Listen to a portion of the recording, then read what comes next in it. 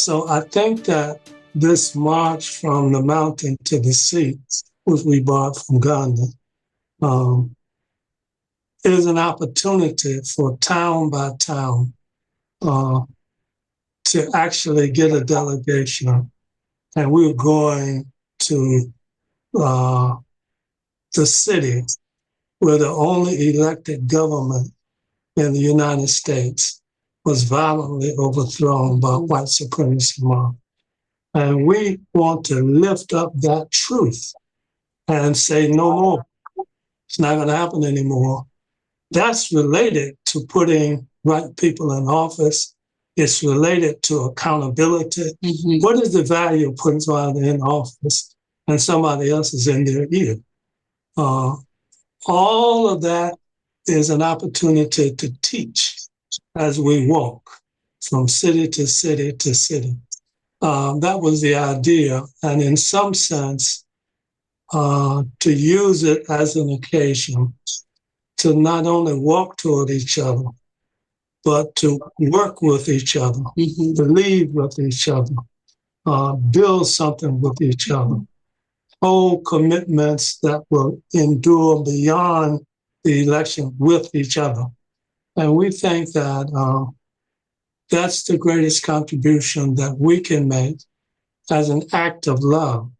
We're not looking to fight nobody because we don't want to be messed with ourselves. So we got security. But we want a powerful, peaceful march where people from different cities join at different places and we converge in Wilmington. Yeah, and this is the we're talking about is North Carolina organizations that are mainly nonprofits, but neighborhood groups and all that. Some of the names you would recognize. I think there are about 40 or so officially signed on as being sponsors of this, initiated by Beloved Community Center. But then, as Nelson said, we've been to 13 places, or folks are in Durham or somewhere as I speak, talking to folks in the neighborhoods about this. And the enthusiasm is high. You know, it predated the election kind of things that have come up, and people have been saying, I've been waiting for this. When I say people, I'm talking about people from rural areas, people who are white, who are Native, who are Latino, men, women, LGBTQIA+, I mean, young folk, old folk, who want to get together and see how they can make a difference. And our thing is, yes, vote your conscience. We're nonpartisan. But depend on your neighbors, on yourselves. It is we, the people, who are going to make the change. Mm. And unless we have we, the people, it won't really happen. So we think at our age, Beloved has been around for a while. We have some young leadership coming in that we hope will continue the legacy, but more than the legacy, the work. But we think that's our biggest contribution, is to share our experiences, that love for them, that confidence in young folk, that young folk will do it differently, but do it as it needs to be done. And this is a symbolic way of showing that people need to see love in action too, not just you talking about it. My understanding of who or for whom, with whom, on whose behalf I'm working expanded. Mm-hmm. As a little first colored, then Negro, then Black, then Afro-American, then African-American. Now I'm just see myself as King said, as I was listening last night again, citizen of the world. That all means all. It means, as we say in North Carolina, everybody. Mm-hmm. So that's been growth. So certainly as a Black female, there are some particularities that I will feel, some affinities to other people who are Black women. But it really is seeing my neighbor being everybody, and fighting on behalf of whatever ways, and knowing that what I might do in Greensboro can make a positive change somewhere else. We were privileged to understand that more deeply as we built ties with people like the Archbishop Tutu, Peter Story, who's still alive. We meet with him about once every couple of weeks by phone from South Africa.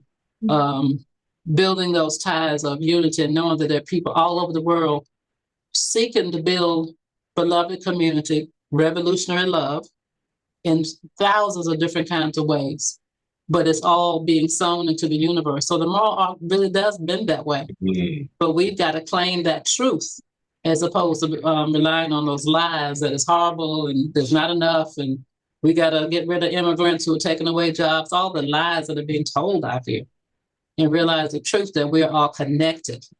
So my sense of all and everybody, my people, has really expanded. And I think as you reach out and touch that humanity, then people like our grandson are teaching us even more how we are linked.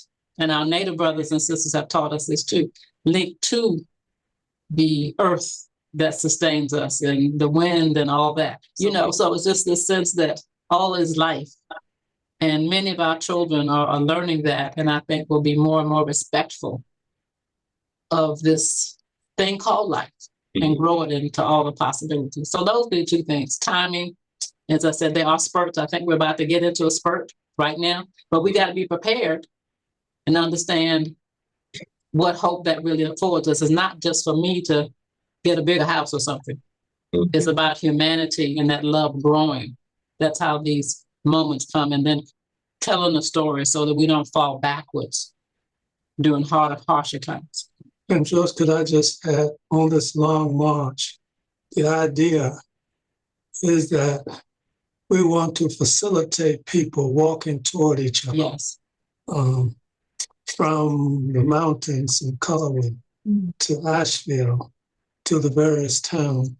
And what we said, if you keep walking toward each other and affirming each other on the walk, you're building a movement.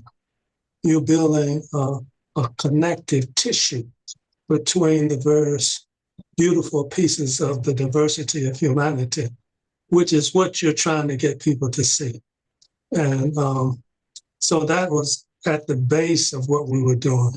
So we're winding through the whole state. And then I hadn't reached out to you yet, but I heard you preach. Amen. Yes. At the Haley Farm. Children's Defense Fund, yes. So I'm reaching out to you, Doc. Yes, sir. When we get to the ocean, we need a word.